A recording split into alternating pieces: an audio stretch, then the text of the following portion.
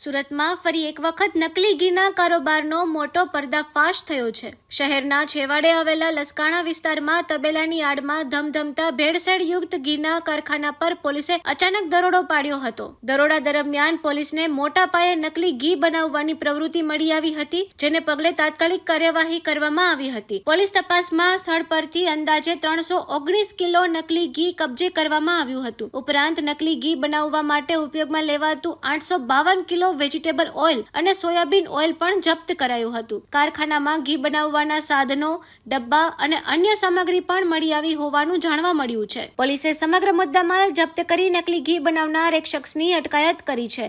પ્રાથમિક તપાસમાં ખુલ્યું છે કે લાંબા સમયથી આ સ્થળે ભેળસેળયુક્ત ઘી બનાવી તૈયાર કરી બજારમાં સપ્લાય કરવામાં આવતું હતું, જેના કારણે લોકોના આરોગ્ય સાથે ગંભીર ચેડા થવાની શક્યતા હતી। આ મામલે પોલીસે સંબંધિત વિભાગોને જાણ કરી વધુ તપાસ શરૂ કરી છે।